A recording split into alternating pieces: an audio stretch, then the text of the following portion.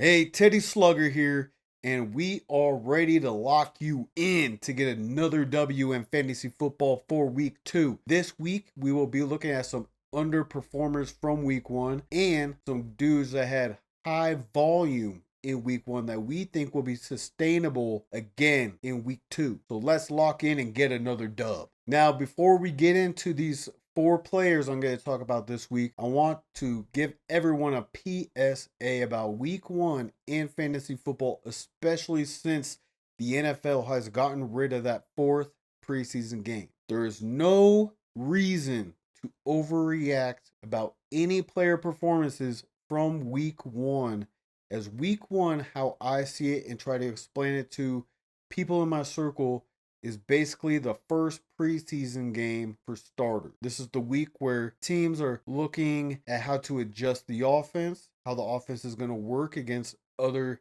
teams starting defenses. Basically everything you would have seen in week 4 or even maybe even week 3 of the old school preseason. So do not overreact to Jamar Chase's 4 points, Amon-Ra St. Brown's 6 points. Do not overreact. It's going to come around. But after saying that, let's start at quarterback. This week, we're going to highlight someone that I was surprised was ranked so high on our rankings, and it's going to be Russell Wilson. Russell Wilson did struggle last week in week 1 versus Washington's secondary. Part of this was heavily due to the Giants' poor offensive line play. They gave Wilson the 20th ranked best production rate in week 1, although the Commanders were middle of the pack or lower at blitz rate, hurry rate, and pressure rate. In week 2, Russell Wilson will be going up against the Dallas Cowboys, and Dallas did do a good job getting pressure on Jalen Hurts in week 1. So why the hell would I think Russell Wilson has a shot at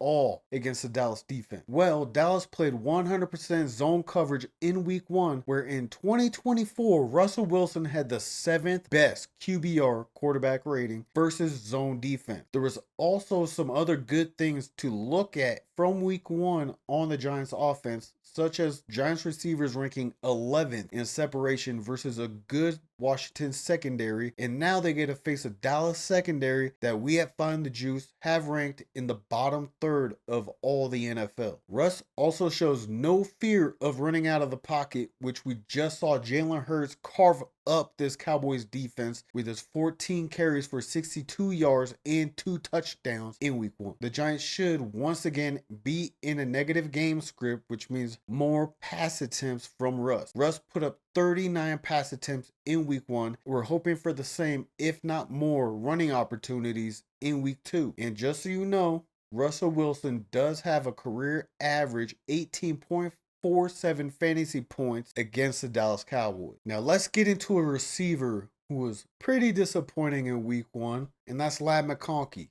Now, McConkey, I didn't expect to live up to his ADP after the Chargers brought back Keenan Allen due to Keenan Allen's chemistry with Justin Herbert and Keenan Allen loving to run the same area of the field as Ladd McConkey, and Ladd McConkey being more productive as a slot receiver where Keenan Allen plays most of his career. But despite having a disappointing week 1 where he generated only 13.4 PPR points, there are some things that we can break down here heading into his week 2 matchup with the Las Vegas Raiders. First of all, probably the most important thing, Ladd will not be lined up against Trent McDuffie or Chamari Connor this week. Second of all, the Chiefs ran a lot of man coverage, which McConkey performed well against. The Raiders, much like the Cowboys, played a ton of zone coverage in week 1. Ladd McConkey actually tore up zone defenses in 2024 with his elite route running along with his high football IQ. Another positive is Ladd was still tied with Keenan Allen in week 1 for first read targets. Keenan Allen being back in LA does hurt Ladd, but I do not see Quentin Johnston commanding as much target share in week 2. It's been known The way to attack Kansas City is deep on the outside since last season. Playing against Las Vegas, that is not the case, as they may have the worst secondary in all the NFL. Now, having a quarterback like Justin Herbert with Ladd should allow McConkey to have a back week in week 2. I'm looking for a game similar to his week 18 performance last season of 5 catches for 95 yards, but let's add a touchdown and a couple more catches to go along with that. Now let's get into a running back that a lot of people might overlook, and that's going to be Tennessee Titans running back Tony Pollard. Tony Pollard is playing the LA Rams in week 2. The Rams, although not allowing a lot of points, were not very efficient, slowing up the Texans' running game behind the Texans' suspect offensive line, with Nick Chubb collecting 4.6 yards per carry. Now, Tony Pollard led the Titans' backfield in week 1, taking over 85% of the team's total carries. He had 18 carries for only 3.3 yards per carry against a top 5 defense in the NFL on the road in Denver against the Broncos. With Pollard getting this much work and the Rams' inability to keep Chubb from getting nearly 5 yards per carry, I only see good things for Tony Pollard this week. Sometimes it's all about volume in fantasy football. And with no clear, trustworthy backup to Pollard while Tajay Sharp is out, I see another week of Pollard getting a lot of the touches in this backfield. On top of all this, Tony Pollard ended week 1 with 9 evaded tackles against that stout Denver defense, which he ranked first in the NFL in evaded tackles. And finally, for you George Kittle owners, we're going to get into tight end. And we're going to talk about Juwan Johnson. Yes, he played 99% of snaps. Yes, nobody believes in Juwan. Yes, he's never been a top tight end. But Kellen Moore is a tight end lover.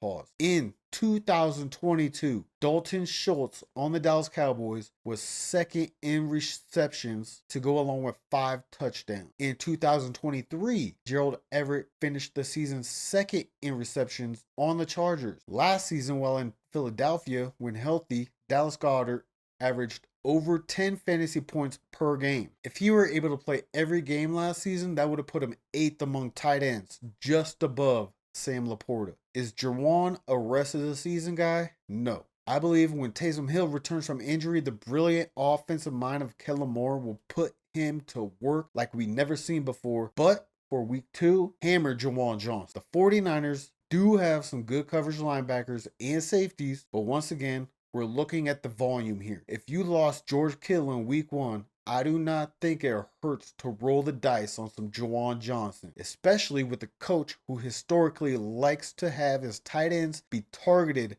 7 to 8 times per game, no matter their name value. And that will wrap it up for week 2. I hope you all take this advice to heart and win and go 2-0 on the season. Remember to check back next week for your week 3 rankings and go back to that rookie running back video and see that I told you Ashton Genty ain't good, so you can hold those 2 yards per carry. Till next week, peace.